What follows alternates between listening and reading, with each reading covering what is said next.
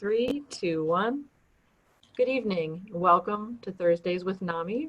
My name is Peg Morrison. I'll be your host for tonight. Thursdays with NAMI is our way of building community and building conversations around the topic of mental health. And you are watching a program sponsored by NAMI North Carolina. That is the National Alliance on Mental Illness of North Carolina. I'm glad you're here. Our guest tonight is Vicki Hill, whom I met in Ohio while working at a supportive housing agency. Vicki was president of our Tenants Association, and we were big advocates together. I was frequently moved and uplifted by the way Vicki expressed her story and lifted other people up, even when she was down. I learned a lot from her, and I'm just thrilled to have her as a guest tonight. As usual, the first part of our show will be a conversation with our guest. About halfway through, we'll show our video of the week. And we're lucky enough to have a video of our mascot, NAMI North Carolina mascot, Roxy Morrison. And then we'll spend time answering your questions. First, a word from our sponsors. Thursdays with NAMI is funded in part by the North Carolina Department of Health and Human Services, Division of Mental Health, Developmental Disabilities, and Substance Abuse Services, through the Federal Community Mental Health Services Block Grant Fund.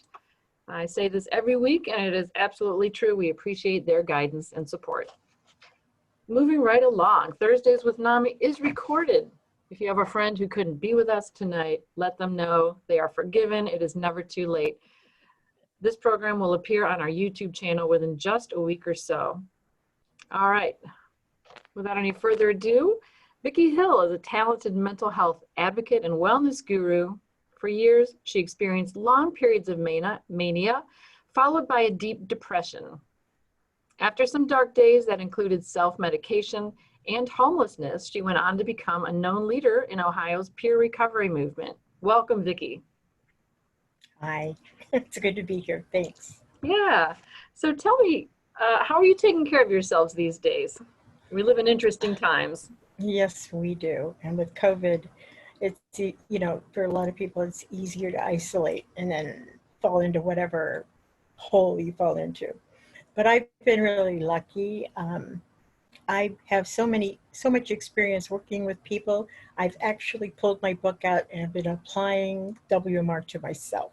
And when we do that on a regular basis, it involves meditation and exercise and getting out of the house. I have to talk with people, have to have that socialization, but it's working. I feel great. That is wonderful. And WMR is for Wellness Management and Recovery, is that correct? That's right, Wellness Management and Recovery. That became kind of like my, I don't know even what you call it, because I was trained at North Coast, which is something different now, but the mental hospital. They came in and trained us, and from there on, I was WMR all the way. Yeah. Yeah, I remember that, and that was out of a center of excellence that had to do with the University of Toledo, and that was all in Ohio as part of their equivalent to the Division of Mental Health and Substance Abuse Services that I just mentioned here in North Carolina. The State Department equivalent of that had their excellence program. And Vicki was part of that. Oh yeah, oh yeah. Right on. You asked about how I'm dealing with things now. I was a little disappointed coming to Florida because unlike the work we did in Ohio, where we were all about recovery, we were all about prevention and then taking care of yourself if you did have an episode, here they are into treatment. So get sick and then we'll fix you. That's the attitude. Instead of having tools to stay well, which I prefer. I prefer staying well. Right. Well, I know that you're a leader in that area, and I'm sure the people around you at least get that role model. It is disappointing when someone's approach to mental health is strictly the medical model, treat what's broken, rather than looking at the whole person and moving forward. Right. There's a lot to recovery. Right. It's not just a medication. It's not just one appointment. Oh no, it's the whole person. Right. You have to deal with the whole person. None of us just work for, that's not who we are. We also have meals on a regular basis. We do a little bit of exercise. We have to consider our mental health in terms of, like prayer or meditation, something that calms your spirit. And then, of course, the thing we all love so much, exercise. Exercise. I'm here at home and I sit in the chair like a couch potato and I think I should get up and do something. And I try to do that on the commercials. Yeah, every little bit counts. It's one of those things where you have to push yourself, but then you feel great for having done it. Yeah, yeah. And there's no excuse. There's no excuse for not doing it. I get silver sneakers on my computer. So I actually did the exercises today. Well, well done. One for me. Yes, that's a gold star in your category. Right. Tell us your story in a nutshell. I know you've been through the ringer and you've come out the other side. Tell us about that. Yeah, well, I've always been a people person. Love to meet people. When I was 16, I took off with Up With People, and it's an educational musical show, international. And I traveled for 3 years, and that was phenomenal. We always stayed with people.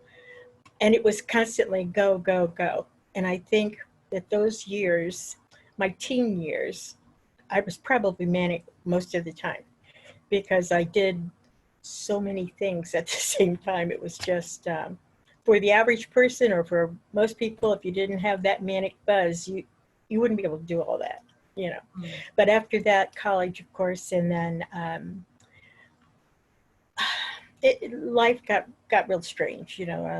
Children, marriage, then children, and then I became a single parent, and it was tough. It was really tough, trying to keep my head up. I remember staying at my mother's house and going into a depression so deep. I was in the basement. I couldn't leave it. It felt like I was in a big black hole. And I did not have the skills at that time. I did not have a diagnosis. So I had no clue what was really going on. I guess the first medication I finally got was Prozac, and that did get me out of the basement, but that's about all. I needed everything that you need to recover. I needed that to go along with it. And I didn't get that. But I'll tell you the good part is, even though it took forever, I'm a portrait artist, and I was given an opportunity to draw portraits again. And that brought out a whole new side because I could relax. It was very soothing and very productive. So that was a period. And all this happened when I was in Toledo. I got my whole life back. That's when I got a diagnosis. That's when I found out about bipolar disorder. I was so happy to know I had it because it explained so many things. So many things. And, when you don't know what's wrong, you can't fix it. But when you know what's going on, that's when I began to seek out and apply different tools. And I was kind of manic in the process. I was doing as much as I could. I wanted it so badly because I never, ever want to fall back into that deep, dark hole. So I got busy. I got into wellness management and recovery. We did partners in recovery. There were so many different organizations that kind of catapulted me. Is that the word catapult? Threw me, launched me into a new direction. And I was able to help myself while I was helping others. And I had a little service dog. He went everywhere with me, but I lost him a few years back. He was the mascot for WMR, yeah. And I did that for 12 years. Really, truly enjoyed my work. We opened up 29 organizations across the state and 2 mental hospitals. We took WMR there, trained people so they could facilitate with their own people. And it was very rewarding, very rewarding. We put on 5 conferences, and yeah, we were the real deal. But when the CCOE, they changed the funding, we lost block grant monies and whatever. And that's kind of shut up. Center of Excellence, correct? That was the Center of Excellence that we mentioned before. Exactly. When that was no longer funded, kind of phased out the work we were doing. We had to do it in a different way. And I was 62 at the time. I said, "Boy, this is a good time to retire." Sure. That's when I came to Florida. Yeah, and Right. Well, I you I really, told my son I'm not nanny, I'm Nana, but it didn't help. Mm. so I remember when I knew you, you were giving a lot of help to people who'd been homeless in your building. Of course, the building, the complex where you lived and where I worked, Neighborhood Properties Inc., kind of targeted folks who had had experiences of homelessness, who lived with mental illness. How did you lift yourself up out of that hole, and how did you help others? Well, they thought I was the manager or something because I had everything. I kind of appeared to have it all together. And I would leave the house and come back. And a lot of people who've been homeless or don't know what's going on, aren't medicated, aren't balanced, will get in a hole in their apartment and just stay there. Um, I used to just, I'm friendly, talk to everybody, and walking my dog gave me that opportunity. And I tried to encourage people to go to different places where they could receive the support and motivation that we all need. I remember, I can't even tell you the name of the organization downtown, the Consumer Operated Service. Do you remember, Peg? The Werner Center. Yeah, that's the one, Tom Werner Center. And I remember This was in thinking, Toledo, Ohio, just to keep yes, everyone on the same page. I'm sorry. Yeah, that was in Ohio. And I remember thinking those people, not part of those people. But when I went finally, I realized, this is a great place to work recovery and to help others. So I was not on staff, but I was on staff. I came in and did exercises. I trained WMR. I did bridges. I did as many, after being trained in Columbus, I did as many, I took opportunities to give what I knew to other people. Those tools are so important. Absolutely. So I know for a lot of people, bipolar disorder looks this way. It looks different on different people. What does your version of bipolar disorder look like? Well, for me, um, uh, when I'm manic, and I think I stay a little bit above the norm, this is normal, I'm here. But depression is everything below. And so as long as I'm moving and doing and getting enough rest, I'm usually able to stay balanced. When I only get 3 or 4 hours of sleep, it begins to feed the mania, and I can get so wound up that nothing makes sense anymore. I remember that happened in Toledo. uh, 4 months, I got married to this guy. I was like, woke up one day, we went to a conference, and I came back and I thought, what has happened? What have I done? Because when I was gone, I was able to de-escalate. At home, I had been working on this 501c3 rewriting some horrible English. I was doing tenant association. I had worked with the CCOE for WMR. So I was very busy. And it was Thanksgiving. I was making cookies and doing all this stuff. And he would stay there at my house to help. He never left. And so I just got wound tighter and tighter and tighter. Then the decisions that I make are not good.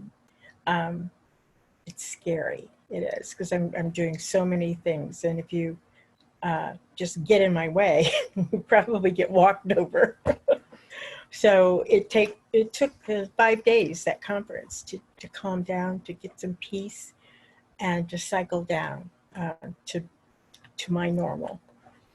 Now that's interesting. I didn't realize that because I knew you at that time. Well, first I want to back up and summarize a little bit because you were super busy. I do remember you constantly making cookies. You made cookies for me. You made cookies for other people in your building. You were definitely a giver and taking care of folks around you. And as you said, you had all your different volunteer and advocacy activities, and you're going faster and faster.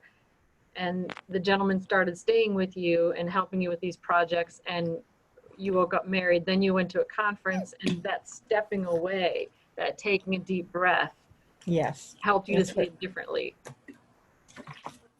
Okay. Yes. I mean, I had, not only had he moved his entire apartment into my apartment, which meant that there was something everywhere. There was no space in there at all. And he had turned the heat way, way, way, way up. It was so hot. It was like, I remember feeling like I was walking into warm Jello. And just walking into it, it was just smothering me. I opened the windows, turned the heat down in every room, and left because I was too much. And about a week later, I explained to him that I had made a big mistake. I was very sorry that I was sick. And that was how bipolar, can trick me. If I'm going so fast, the decisions that I make are not healthy ones. Mm-hmm. So I try not to go there. I try not to go there. Absolutely. Yeah. And he bounced back, as I recall. He landed on his feet pretty well. But how did he take it in that moment? He was like shocked. I mean, I told him, I know you're wondering why I wouldn't let him touch me. And then I explained to him what had happened and how I was feeling. And he got up and went to the other room and slept there. And then it took him 5 days to move in. And he, thank God, took 5 days and got out. Okay. It's getting dark here. Yeah. So that was a blessing because he could have made it really hard. He Right. could have made it really hard on me. Indeed, you could have. I also remember you saying, well, why didn't you tell me? But at the time, you seemed your normal, polished, articulate, charismatic self. I had no idea that you were struggling. Do you remember talking about that? Yes. And I asked, there's several friends, my girlfriend in Connecticut, whom I write all the time, every day almost. And I told her what was going on. And she asked me a couple of questions, but I'm very convincing, obviously, when I'm manic. I feel like I can do that. Okay, I can do that. Anything you put before me, I just put it in the list and do it. The more I do, the more I want to do. And it gets that cycle is like a little hamster in the wheel, just going round and round and round. You have to stop it. And it takes, for me now, to stay balanced, it takes a little prayer, it takes meditation, it takes just deep breathing. And actually, I do my own guided imagery. I want to have, I have had groups. It was only like 3 women, but they came to the center here at this complex. And I did a couple of guided imagery scenarios. They really loved it. Really loved it. Yeah, it helps. It really does. It makes sense. It makes sense because you're training your brain to move in a positive direction and establish very specific images to latch on to. Has to do with neuroplasticity, the ability of the brain to change. Is that right? That's right. That's right. And it is a beautiful thing to watch because everybody takes what they need from it. And I think that's what's so beautiful. If it's the relaxation, if it's the thought of hearing the running water on a waterfall, or perhaps just to be able to sit on the rock. And I always would tell them, you're the most special person in your life. You see them walking towards you. And usually that's very fulfilling. It really, everybody needs somebody. And it helps individuals to identify that somebody and the characteristics of that person. And you either can take them on yourself or look for them in others. So I like that. That sounds very peaceful, like a nice way to calm down and unwind. Yeah, it is. It truly is. And it's funny, I have a roommate and she's 55. So she's 12 years younger than I am. And she's go, go, go, go, go. And I remember those days.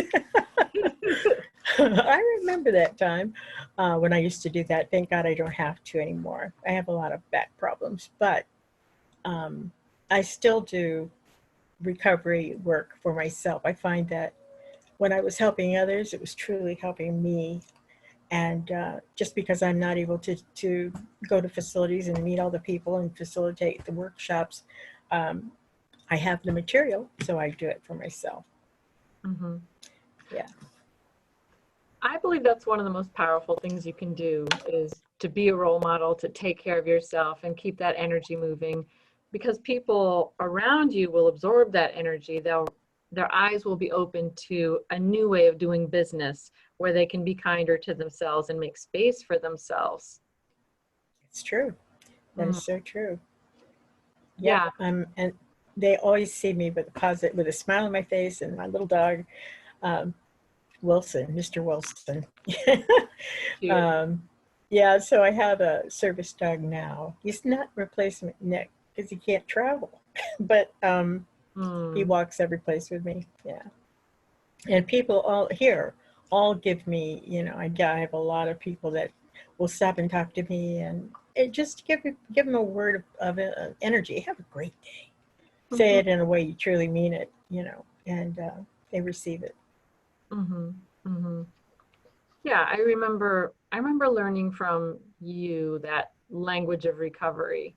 You were one of the first people in my journey, where we could talk about things and okay, this is someone who I can say this to and she'll nod and it will make sense to her. Hmm. Um, that can be so hard to find with mental health. So Truly.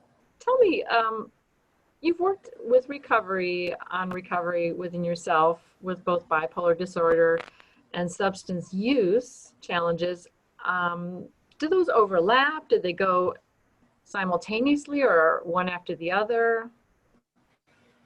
No, when I, and this is crazy because I didn't get a diagnosis until I was 50 years old. So before that, yes, I had used substances to prevent myself from that ever going back into that deep, dark depression. That was the scariest thing for me. And it justified me using drugs. Mhm. But when I got a diagnosis, when I turned 50 and came to Toledo, I know I got medicated. I no longer needed anything. I mean, that wasn't really the life I wanted, Right. substance abuse and being out there. And when I got my diagnosis and I got medication for it, my life mellowed out. Now, I still had manic episodes and depressed some, but they were not as extreme as they were before. And as time went on, I learned tools to help keep me balanced. And that was so important. But Mhm. life before 50 was, up and down, up and down. I really did a disservice to my sons, I believe, because I just wasn't available. Emotionally, I was not available. And now looking back over my life, I realized that there are sections of time that I don't remember. I can't put my life into chronological order. I know I was there. I know somebody was there, but I can't tell you what happened. And I feel that those were manic times. I was going so fast that my mind didn't have a place to keep it. Um, and that's really strange, but I believe that's what happened. And at 14, I thought back, 14 years old, I'm doing tap jazz ballet. I was a cheerleader, I was in gymnastics, and I was a straight A student, not to mention choir at church. So I was really busy, and it seemed like and I played the accordion. Wow. Anything else? Anything else for the Oh list? my, no, but I was doing all that at once. And now I can look back and say I might have been just a little manic back in those days, but I think that was the start of it. That showed, and thank God, as a result, when that was over, I didn't fall into depression, because that's when I joined up with people, and Mhm, that was the most positive experience of my life. Yeah. mhm. So And that Up With People, that reminds me of the Singing Angels. It's not something I've heard of before, but it's a traveling group that's all about positive it's messaging and music. absolutely. It was originated in '65 when people were they were demonstrating about the war in Vietnam. And it was down with the establishment, down with the president, down with everything. And three brothers up in Mackinac Island, they said, hey, we've got people. They wrote that song, and around that song, they wrote a show and gathered some of the students, and they got on the road. And as they went, they got donations. It was a nonprofit, nothing, nothing religious, nothing political, just the positive energy that we all have, that spark we all have in us, and a way to share it was through entertainment, through music, and we stayed in people's homes wherever we went. So we got the benefit of really sharing our work, sharing what we were doing. We were ambassadors of people, you know, and we went across the country. I was lucky enough to go to France, England, Germany, and Italy, live up with people, and experiences for a young girl that, you know, boy, I could go there again now. It would be awesome, but that would really be awesome.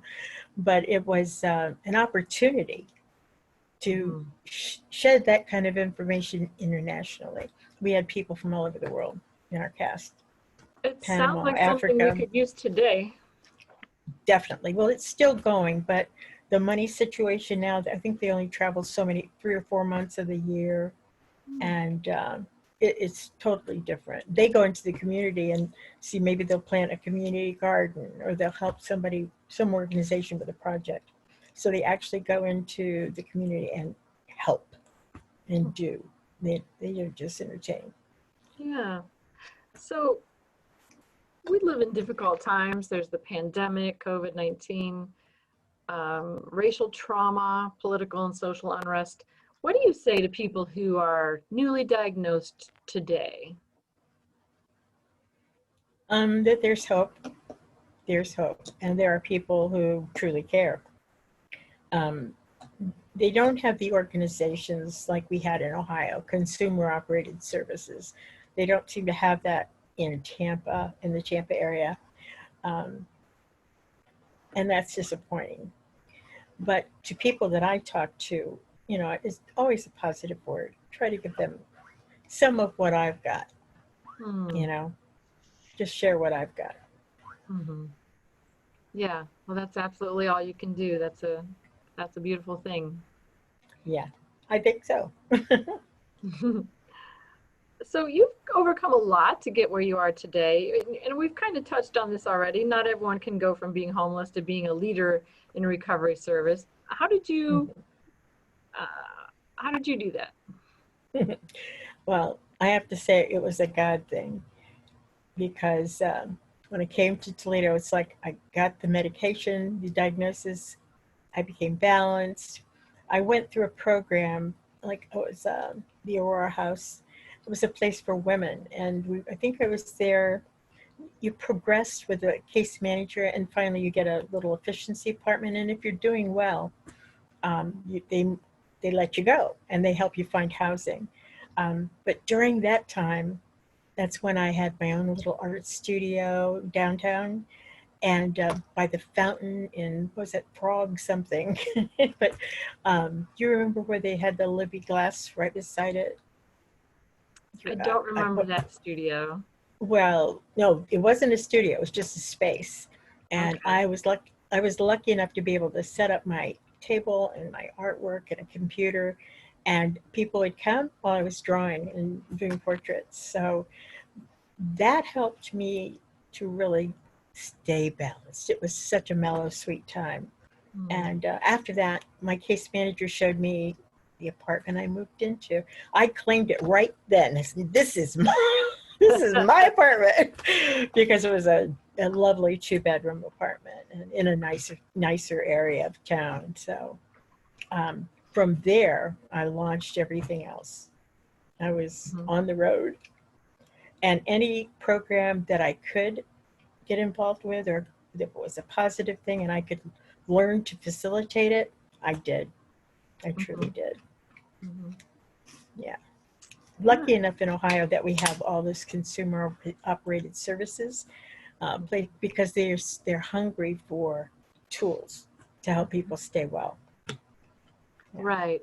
And for those in our virtual studio audience who are not familiar, peer centers are organizations that are managed by and for folks who have a mental health challenge or an addiction challenge, trauma. There's a list of qualifications, but they're all about peers and everyone is on an equal footing. So it's the most freeing, liberating experience if you haven't had that. If you haven't had that space where you can step away from stigma, it's an amazing thing. And we've got a newer movement in North Carolina than we had in Ohio. It's growing strongly in Charlotte, and the major cities all have something that's a clubhouse or peer-centered, perhaps sponsored by a provider, though. Well, that's awesome. It doesn't matter anymore because of the way it's set up now. Peers aren't given the opportunities probably that we had in Ohio. They actually acknowledged my experience as education. The people I worked for in the CCO with wellness management and recovery, I mean, there were people with PhDs, but I had the lived experience. And together, we were able to facilitate. We leveled the playing field. Hey, we're all right here together.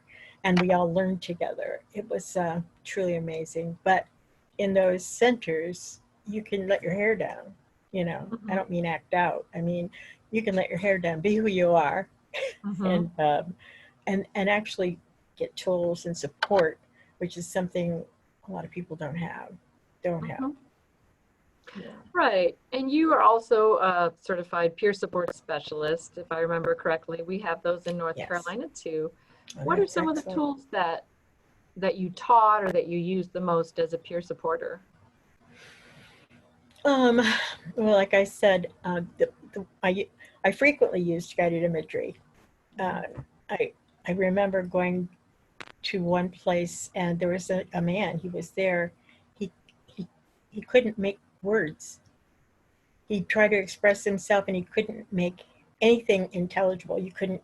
But then I realized he was so manic that his thoughts were coming so fast that he couldn't speak. And that happened to a neighbor of mine. I sat her down in my living room. She came to my door. She was scared. She knocked on the door and her language was similar to that. And I took her into my living room, sat her down, and we did the deep breathing. And I got her on a guided imagery tour and got her calmed down. But we took her to St. Charles, and they kept her for about 13 days, and she got medicated, a diagnosis imbalance. And that's what, then I check up on her. That's what peer support is about. It's about, seeing a need or someone who needs support, being there, just being there for them. Sometimes that's all it takes. But also I acted as a resource for individuals. And that in itself gives people hope. That they're,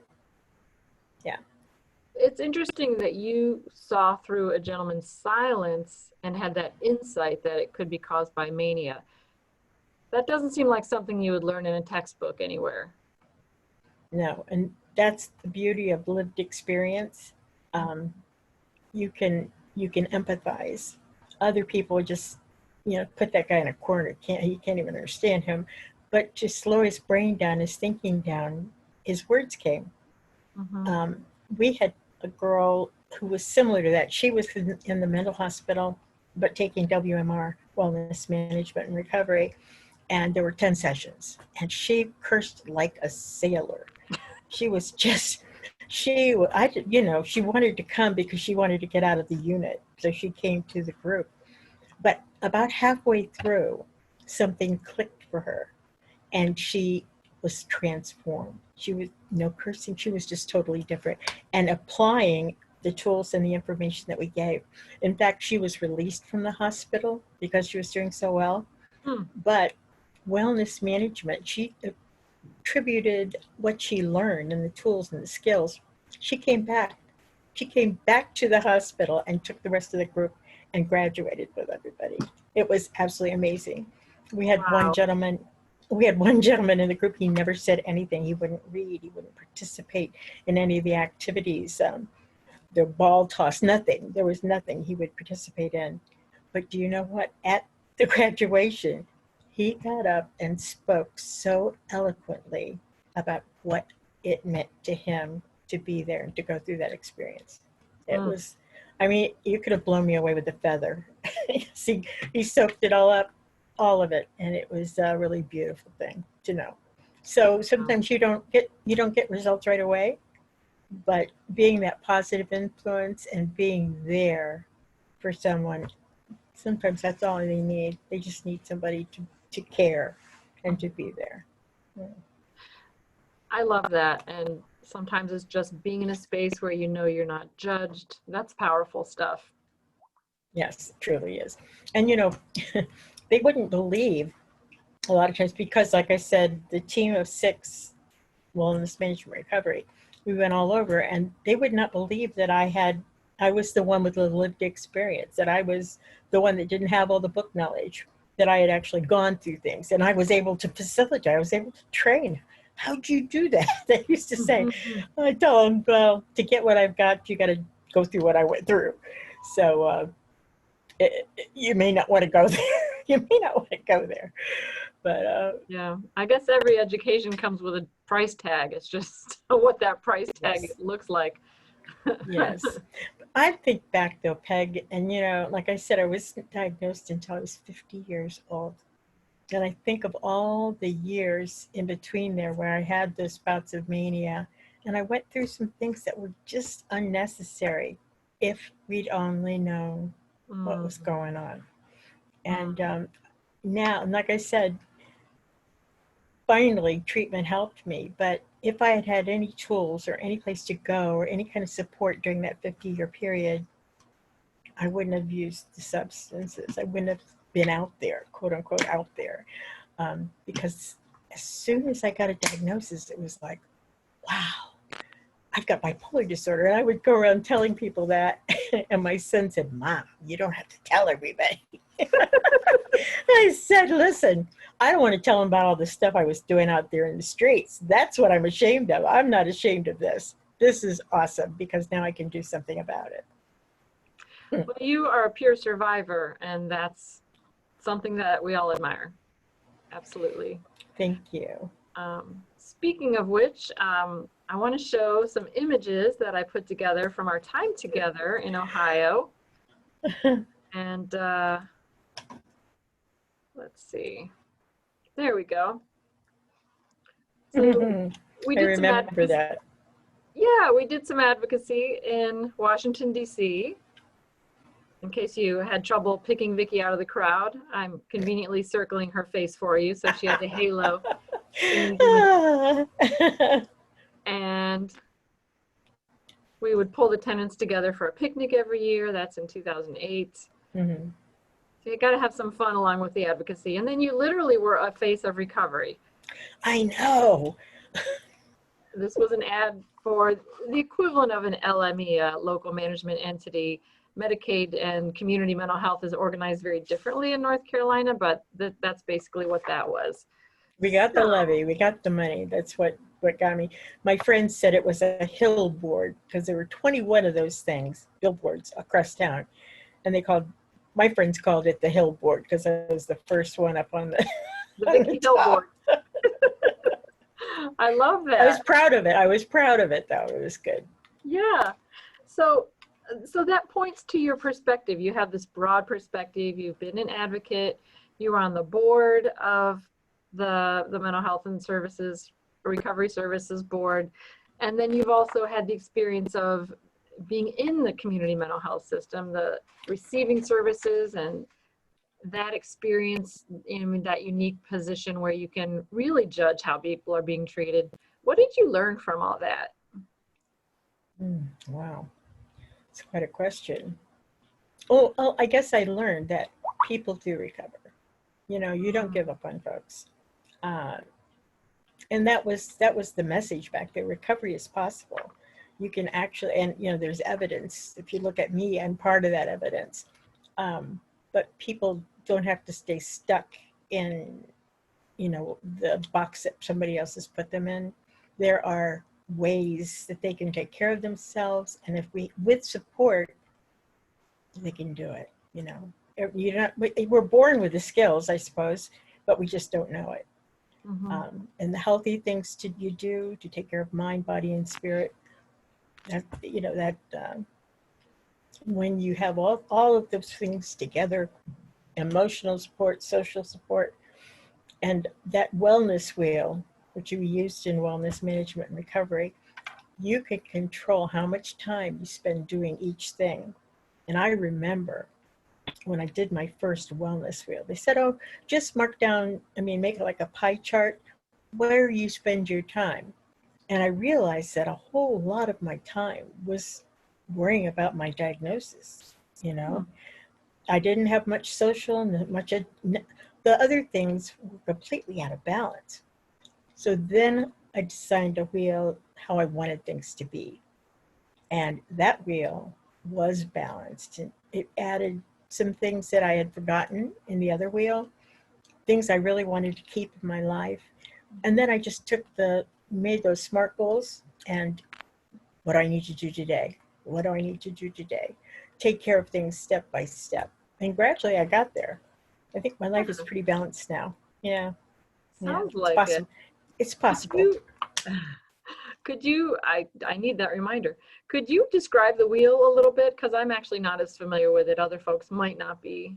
What are the stages or components of the wellness wheel? Okay, the wellness wheel, we started that and we introduced it at the very beginning. Because when people go into a recovery program, sometimes I think what is this really? They don't really know what it is. And we learn together. There was nobody up front teaching. We just facilitated a situation. So the wellness wheel was a circle with a dot in the center. And one was a picture of your life right now. And you just write down, or you make a pie chart, how much time you spend on food, on exercise, on music, whatever it is you do on a daily basis. The wheel should reflect that. It should reflect that. And then you can really see, boy, what am I doing here? This is how I'm spending my time. And if you make the goal wheel how you'd like it to be, it helps you to add the things you need to add, like the exercise or being more concerned about your diet. And you can make that a balanced wheel. You can put that in a way that you can you'd feel better. If you weren't doing all this stuff, you could be better, you could be balanced. And then it's just step by step. And the 10 weeks with wellness management and recovery, the 10 weeks helped you to get there. It was a progress. People did wellness wheels repeatedly. They did them over and over. So, because you change as you go through life, you change. Exactly. That is fascinating stuff. And to our virtual studio audience, I'll say we will email information to you about that if you're interested, or if you're not, because I won't know the difference.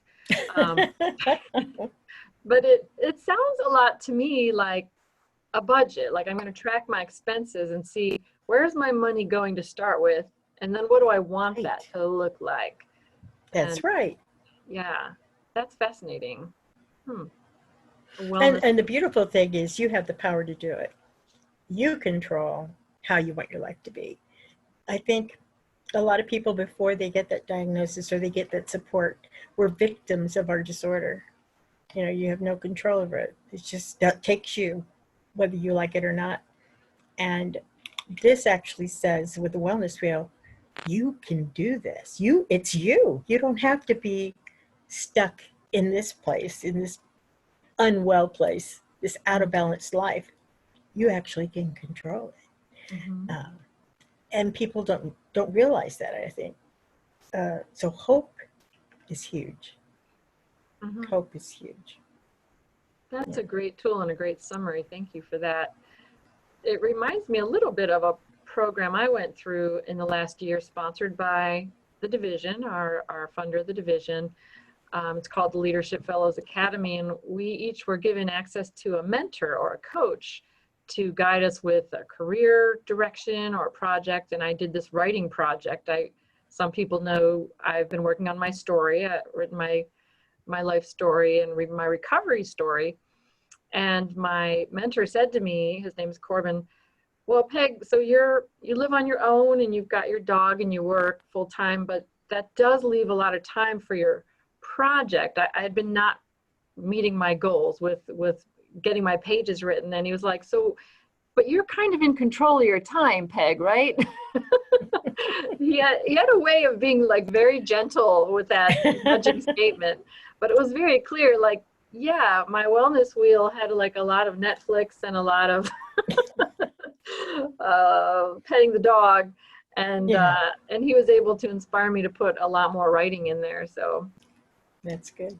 Yeah. And and when it's things are in my head, I know all this. I know how I spend my time, but when I write it down and I can see it, it's a totally different thing. Right. It's a totally different thing. Yeah. So we're actually at our halfway point, but I know you have a lot of faith, that one of your strengths has been your faith and your higher power. Would you like to say anything about that as part of your recovery journey? Well, I think it's really important, that spiritual aspect. When I was in Toledo, I had a wonderful church that I went to, and I participated in the choir and all that. But it was the time that I spent in prayer and meditation that I was able to see where I could go. I really believe that God directs things. And just as when I got out of that woman's program, there was the apartment. When in the apartment, there was Partners in Recovery. Then there was Wellness. God just put the next thing in place for me. And I have great faith that he'll take care of me. So here I am in Florida. First 2 years I was with my son, and I said, I've got to move. I got to go. 2 children. I gotta go. Yeah. So retirement is good. Yeah. It's good to have some space of your own. Every woman should have a room of her own, right? Exactly. All right. Well, it's been a pleasure catching up with you. It really has. Sort of rekindling our friendship energy. It feels so good, and we'll have to do a better job of keeping in touch. Please. Yeah. So we're going to wrap up the interview portion of the show. Before we move to our video of the week, I want to give a big shout out to Executive Director Gary Kreitz, who's with us on the chat box tonight and most weeks at Thursdays with NAMI.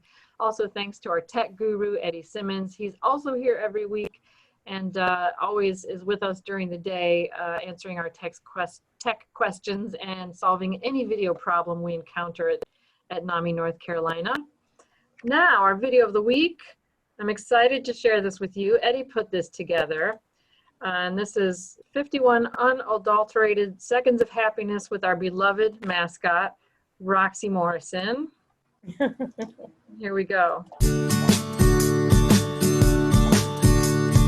Yellow blue summertime, watching as all worries float away. Feels like everything's going our way. Feels like everything's going our way. Red and pink lemonade, killing time underneath the shade.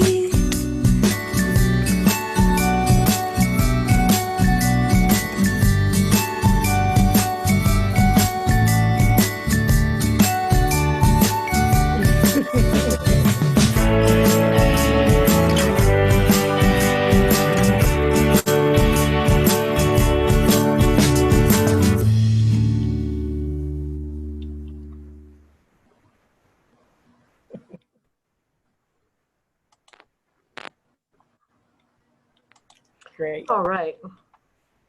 Could everyone see the video okay? Yeah. Wonderful. All right. So that was Roxy, the Beagle mix that we all know and love. At last, virtual studio audience, it is time for your questions. If you're new to Zoom, you can quickly and easily type your question into the Q&A box. It's on the bottom, sort of middle left of your monitor. Type your question there. It'll be magically delivered to Vicki and myself, and we will answer just as many as we can before 8:30 or 8:15, however long. We go with the flow and go with the organic energy of the show. So as long as you need us, we are here for you until 8:30. Okay. Small caveat. Okay, so a note, I just want to say, bravo, Vicki, you are amazing as always. Many fond memories from Gina Kennedy. Aw, Gina, awesome. Yeah. All right. Now a tougher, this is a real question. How do I help my spouse break out of a manic phase? Mm. Does That's he have a delicate. diagnosis? Yeah, that is delicate. Because for me, there was nothing anybody else could do. It had to come from me. But I had support in the breathing. I was able to calm down by the deep breathing and my guided imagery. That helps quickly. When you breathe, everything slows down. You breathe deeply. So that's what I got Chaz to do. And that's where we started. She was extremely mad. You might try it if he's willing. Okay, so breathing exercises, and Mhm. a lot of it is that we have to realize we're not in control. If Yeah. you're near a family-to-family class or a family support group, that's what NAMI does, help you walk that fine line of being supportive and accepting the limitations of being the loved one. It is frustrating, but NAMI is there for you to help you process that and do what you can do.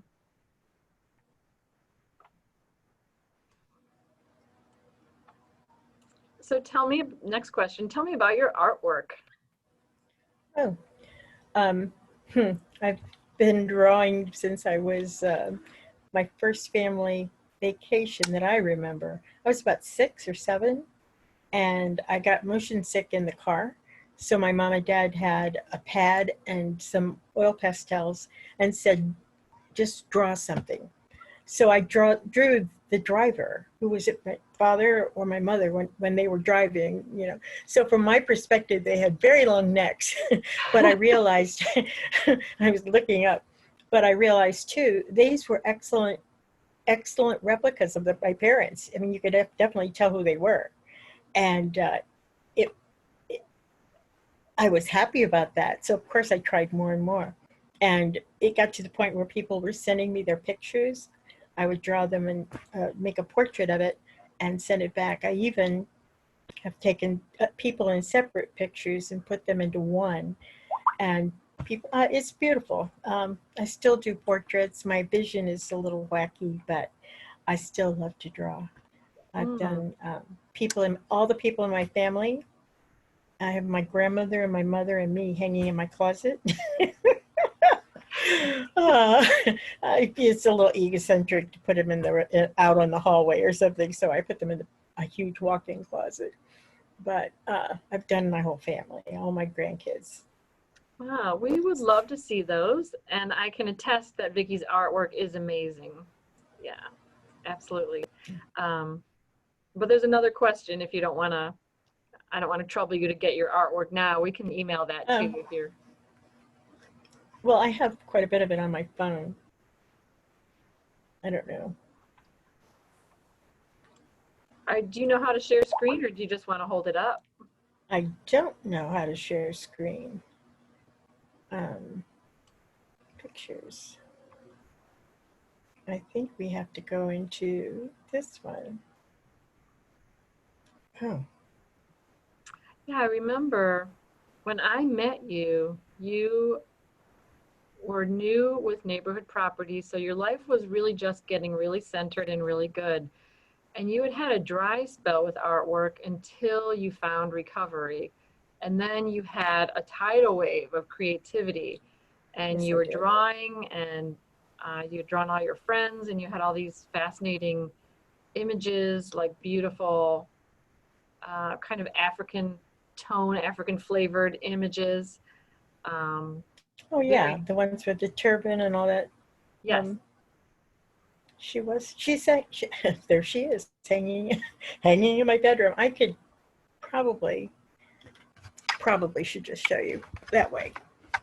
If that's okay. Yeah, give us a tour of the artwork. I only have a couple of pieces hanging up in my room. However, oh goodness. Oh, getting old is hard to do gracefully. I'm with you. I don't know if you can see these things. Let's see. Uh-oh. The light is very good in there. Oh, good. Look at this. I see a picture of Nick behind you. Oh, yeah, right. That is Nick. This is, let's see. Can I do that? Let me get out of the way. That's one of them. Can you see it? Yeah, it's bouncing around, but I can definitely see a beautiful image there. Okay. And a little, just watch the angle. We can see her chin now. Oh, good. And then there's this one. And if you could lift it a little higher, again, we can see the bottom half of it. Oh, beautiful. Yeah, that's one that I remember. Yeah. I've actually drawn that many times, and can you see this one better now? Yeah, now a little tiny bit lower. Lower. Wrong way. Yeah. Okay. Very beautiful. Yeah. There, I see her now. Good. Yeah, those are two. I just really love to draw eyes, and I have, as I was saying, my grandmother. Let's see, where is she? Oh, wow. Is that her? Yeah. That looks like you. Again, I think we're can't kind see of her. Oh, There. there she is. Yeah. Oh, lovely. And then the bottom one is me. Okay. That would explain the resemblance. My mother is up there, but I can't hold the laptop that high. Okay. So anyway, I've done all my children and my grandchildren. And one day when I'm gone, they'll find my portraits and they'll have something to keep. Hopefully. Oh. Yeah. Well, thank you. I see you're getting comments. Beautiful. So much creativity. You're amazing.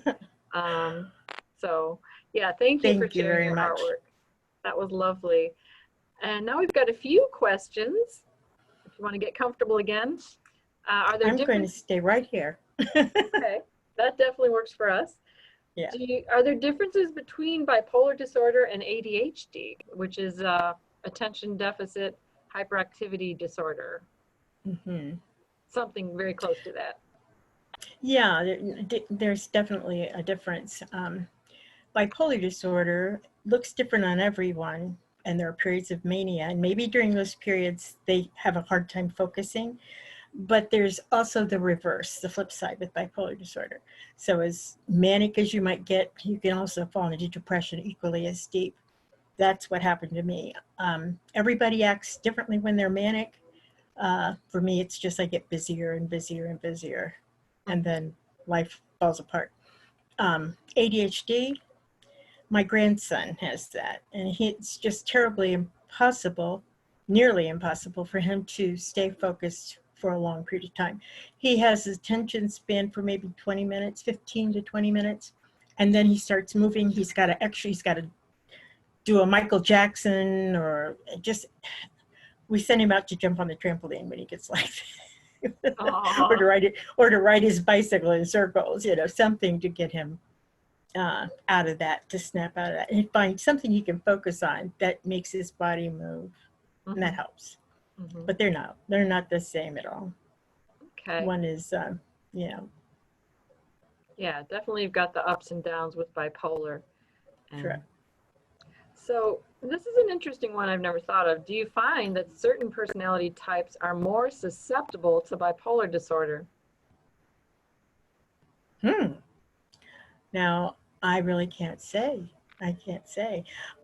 Because I know people who are who really don't like being around people, don't like being in a crowd, but they have bipolar disorder. They stay to themselves still. So it just depends on how that person wears it, how it affects them in their daily life. That's an interesting question. It is, and I think it would be hard to discern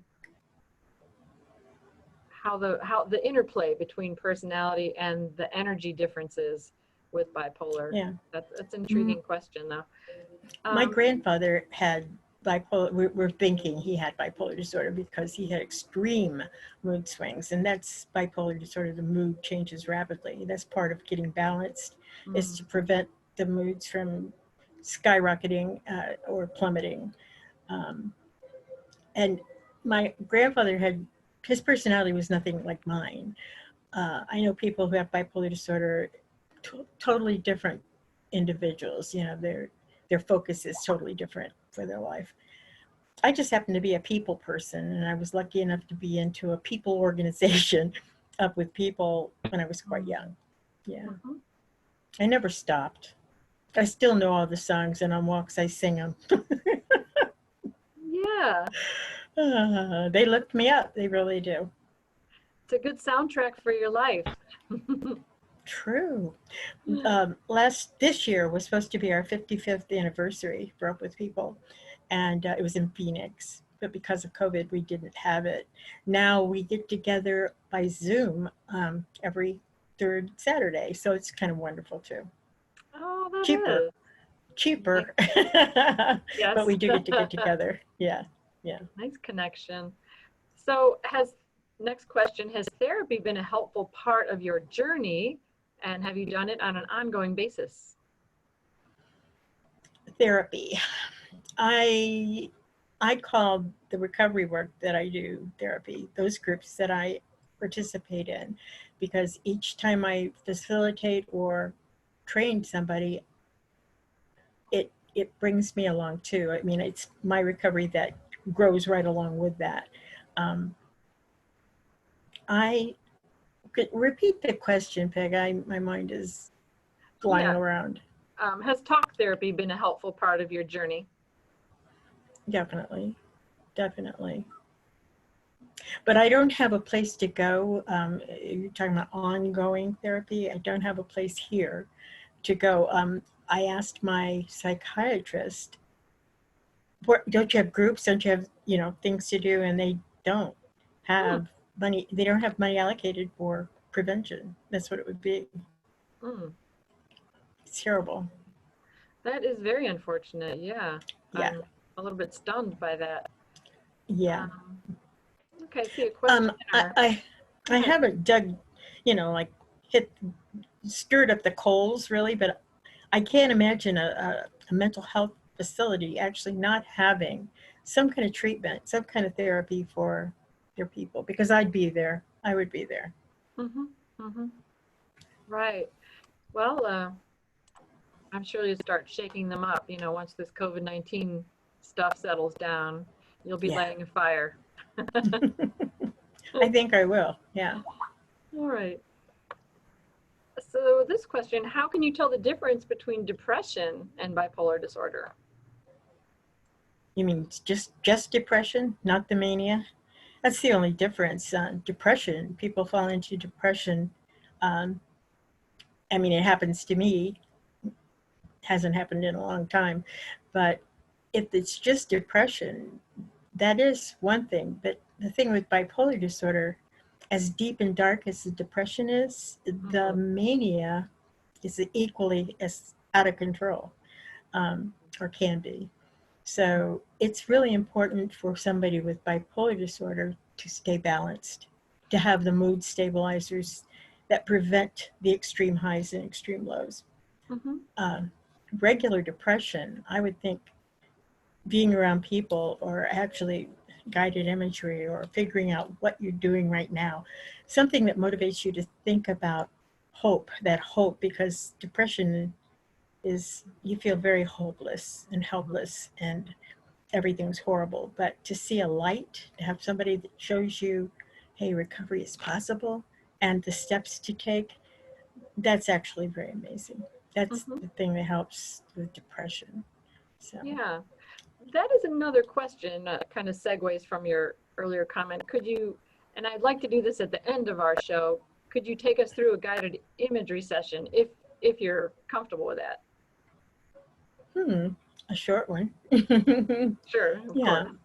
Yeah, I could do that. Okay, so we'll budget. Well, we can do it now. Just get it done. Why not? Well, okay. let's see, it would have to be one from memory, so it's going to be very short. It's really important, sit in a place where you're very comfortable. If you care to, you can close your eyes. We're going to take one deep breath in through the nose, hold it, and let it out slowly through your mouth. Take a deep breath in and exhale through your mouth. One more deep breath. Inhale and exhale. Now I want you to think about your shoulders and your arms.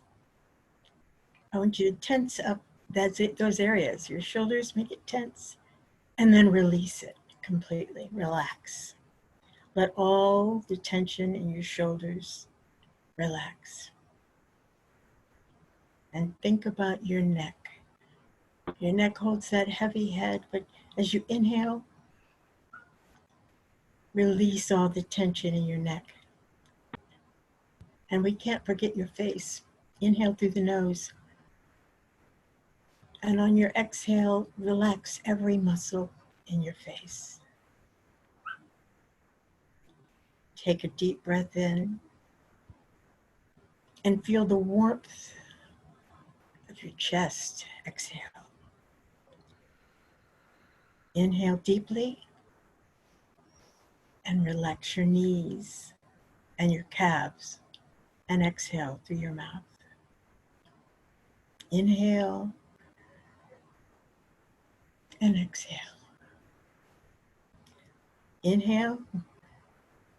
Now let all the tension in your body slip right down through your feet into the floor, and exhale through your mouth.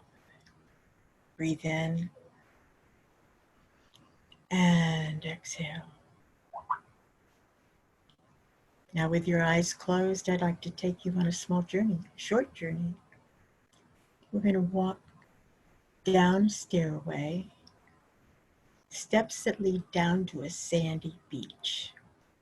And you can hear the sound of the water rushing in and rushing out as you get closer and closer to the bottom. You take another step down. Inhale and exhale. Take a deep breath and step down to the sandy beach. And once you're there, you feel the cool sand from the side of the ocean. The waves are rushing in and rushing out. So slowly, we begin to walk down the beach, right beside the water, and we continue to hear that ocean breeze in. The tide goes out until you find a small cave along the side. It's a place that you can sit on a huge rock. You take a deep breath in and exhale through your mouth. You could take a seat on that rock. It feels cool to the touch. Just a little damp from the water that comes in on the tide when the tide's up. But now it's your own secret place. Breathe in through your nose and relax completely. This is your secret place. In this place, you feel total safety. Inhale and exhale. There is no conflict at all. Here you can be totally free. Take a deep breath in and exhale. Now along the beach, you see a special person, and they're walking slowly towards you. And that person is blessing you with a smile and the love in his heart. It just radiates right over to you. Take a deep breath in and exhale through your mouth. Now, because this is your special place, he doesn't enter your cave. Inhale And exhale. He continues on down the beach. But you've received all the love and joy that he had to give. Take a deep breath in and exhale through your mouth. Now the waves are rushing in and rushing out, and you hear the water, and it's so peaceful and calm, but it's time to go. So slowly we begin to walk back up the beach, step by step. Time to climb the ladder, one step at a time. And as you do, with each step, you become more and more relaxed. You take all the peace that you've gained from your special place, all the joy, all the hope, and all the love is climbing with you up these stairs. Take another step toward the top. Inhale and exhale. Now as you reach the top, you feel complete peace. Breathe in and blow it out through your mouth. And when you're ready, give yourself permission to open your eyes slowly and be aware of everything around you. Remember, you can go to that special place anytime you want to. Thank you. It was a short made-up one. I hope you enjoyed yourself on your little trip. Well, that was beautiful. You have the perfect voice for it. Very calming and very soothing. Yeah, thank you so much for doing that on a spontaneous request. We all appreciate it. Yes. Gina would know. The Gina that spoke in the beginning, she's been there with me. I've taken her on many journeys. Well, lucky Gina. That's wonderful. Yeah. Yeah. All right. Now we get to go back to our questions. I know COVID and the COVID-19 era has affected the way we interact with one another. Has that affected your mental health? Not mine so much. I did notice that I tend to stay in the house even when I could go out. And it's important for me to take longer walks with the dog, going places where I can go with or without a mask. But it's important to get out. The effect has made me more aware of when I do leave the house. I leave with intention instead of just, being outside. They opened the pool, so that's part of where I go. I spend my time, but it's kind of cool right now. We're having a cold spell, so I can't swim, but I can still go out and walk. And I think COVID has kept a lot of people isolated, and that can be hard on an individual. You really need to socialize. It sure has been. A lot of the extroverts I know have a much more challenging a situation than I do myself. I like the way you said that, though. I'm leaving with intention. It does. This situation with COVID pushes us to be intentional about our energy, about our interactions, really pushes us in that direction. Yes. Yes. And I did a workshop. I presented a workshop several times on mindfulness. And I sometimes think about that, being mindful. And those things on my wellness wheel that I need to spend more time doing, I have to do that with intention, being mindful that I'm not fulfilling my wishes to be, balanced. My goal wheel is not, I'm not working toward it. Just like you said, about your writing, the gentleman, he has an easy way of motivating you, making a statement that he doesn't have to say out loud. It's important. It's important to be aware of where we're spending our time. That was really good. I like that. It was very motivating. Yeah. Because we don't realize when we slip. I don't realize I have a roommate who is very, we're polar opposites. She would like it if nobody else was in the world to bother. Get out of it. She loves the 6 feet rule. And I'm a hugger. I miss all that. I miss the human contact. So we're constant. She says, you just talk to everybody. And I said, yeah, why not? And she stays pretty isolated. That's just her nature. And it's amazing that we get along as well as we do, because we truly are polar opposites, except we're both on the same page politically. So thank God for that. But, I think I amaze her and she amazes me. She paints mailboxes. Oh my God, they're beautiful. Oh, neat. Huh. She is very creative. So we're both artists. And yeah, that's the cool thing. We have some things that we're exactly, on the same page, but we're polar opposites. We're going on 3 years together though. So. Oh, nice. Yeah.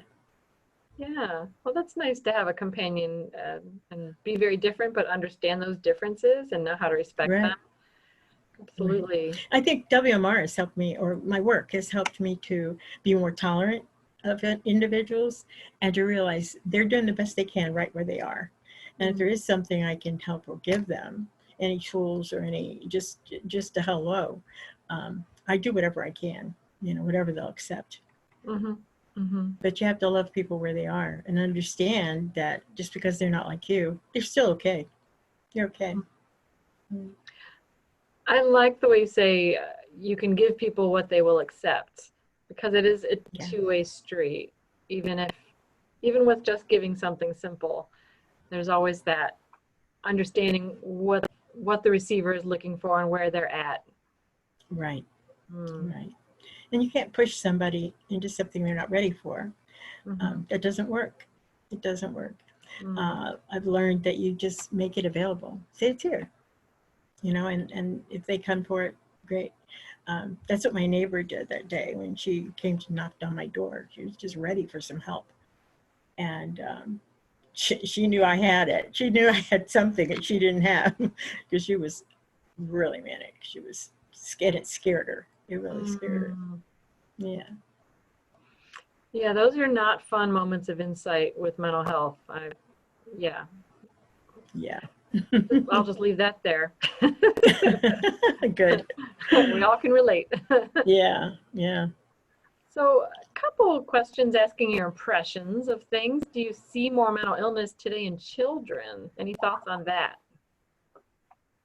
Well, I have 2 grandsons that live here in Florida, and one has ADHD and the other is autistic. He's now 4 years old, and he's in therapy. He's in a lot of therapy, and he's beginning to say words. But I found out through knowing that he has autism, reading and research, that there are lots and lots of children with autism, or they're somewhere on the spectrum. Now, my grandson is extremely bright. He was writing words with blocks that he couldn't say. Who writes diagonal? This child was spelling words out. just out of the blue. Look what he wrote. He made this word, but he would hear things on the television, and then he would write them. He builds things. It's just really interesting knowing all that. But through knowing his disabilities, or the things that hold him back some, I've learned that there are a lot of children nowadays that have autism and or behavior problems. And I don't know where it comes from. I don't know if it's in the water, but when I was a kid, they never heard of such a thing. There was no such thing. People didn't have behavior problems like that, or if they did, they sat in the principal's office, and that was it. Then they got to go home. Yeah, it's not like that today. That's a good point. It makes it so hard to compare because of the radically different response from educators, from parents. So that is tough. We certainly have more labels today, and I know what you mean about autism. It seems like I see it more than I remember it as a child. Yeah. Yeah. Good Yeah. question. I know of somebody, a young boy, he's my son's age, and my kids are like 40. And he's grown up with, they found out that he was diagnosed with Asperger's, is that what they call it? Asperger's. Asperger's, yeah.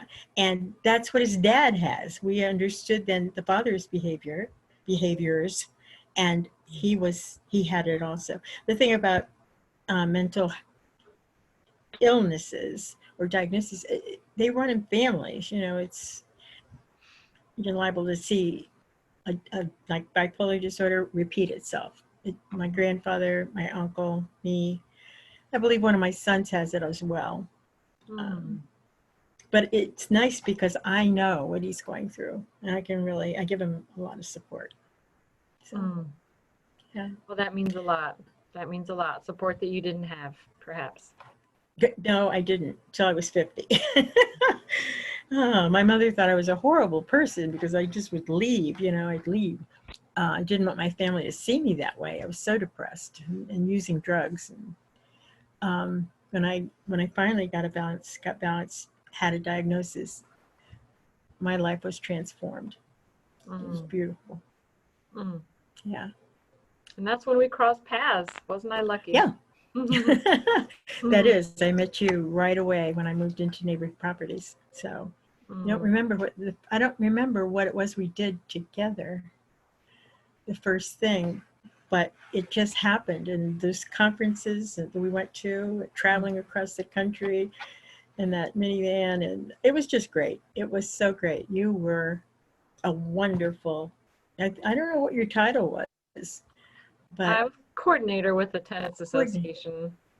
Yeah, you did a whole lot more than coordinate. You were just absolutely amazing. We worked with, it opened my eyes to the homeless situation and also to mental health and wellness. It just continued to support my mental health recovery.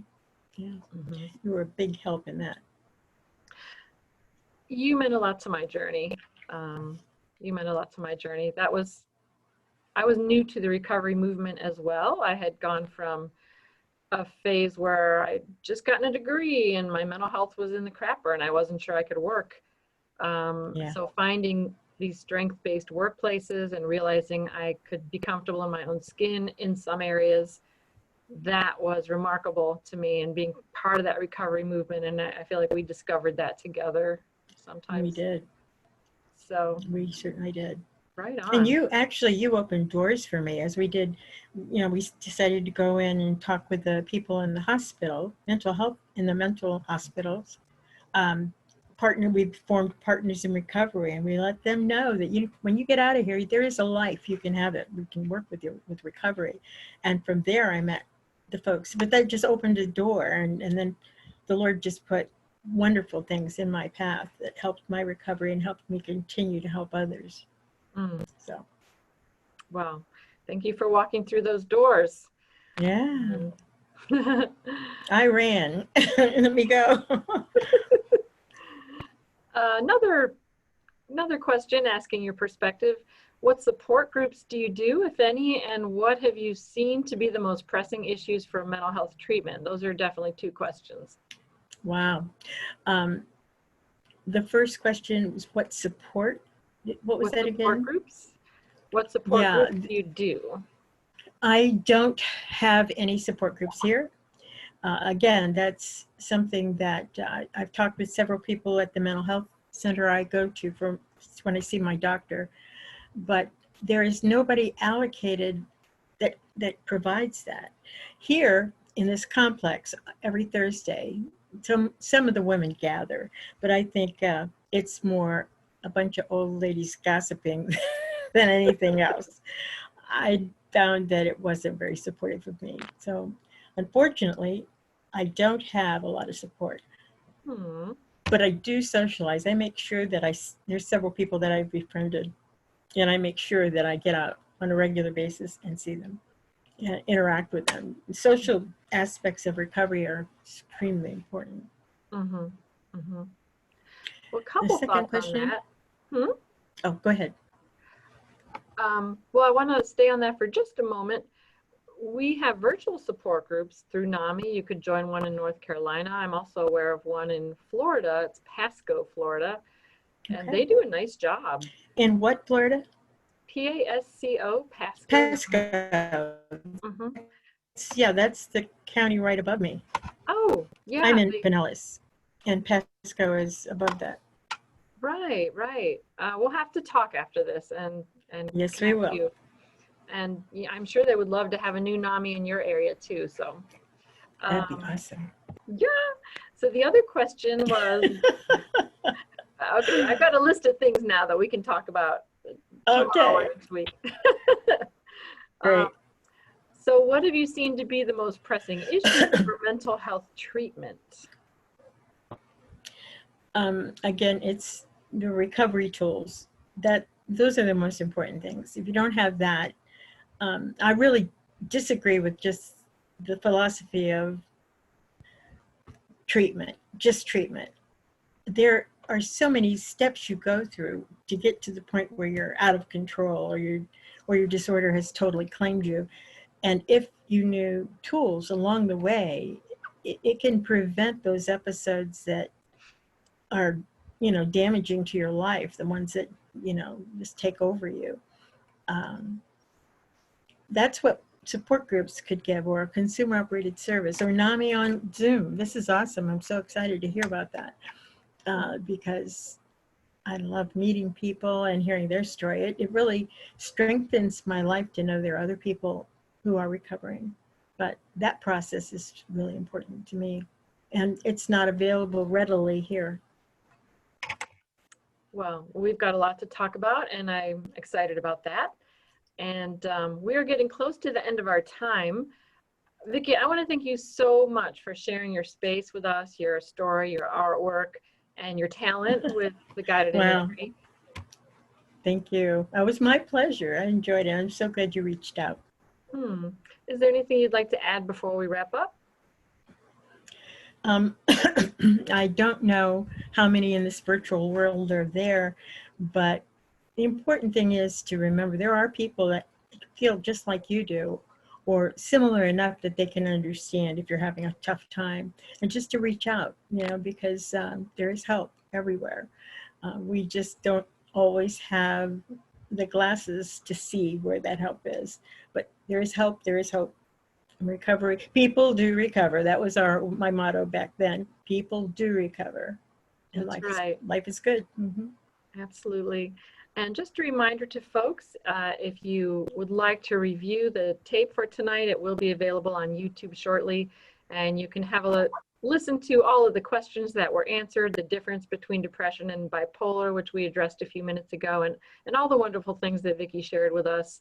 You can see that on YouTube. Again, a quick shout out to Gary Kreitz on the chat box and Eddie Simmons, our tech guru who made the video and always helps us out on Thursday nights. Another thank you and verbal hug for Vicki for being here. And stay tuned next week. We are going to have a fantastic show on eating disorders. We've got two lovely ladies who are going to share their stories. And I'm very excited to hear their perspectives about this underreported but very serious issue, eating disorders. Yes. And so that's it. Another 90 minutes has really flown by. I want to remind everyone to go where you need to go, do what you need to do, but make sure that you're safe out there. Yeah. Take care of you. That's right. Take care of you. Thanks for being part of the NAMI family. Good night, everyone. Good night.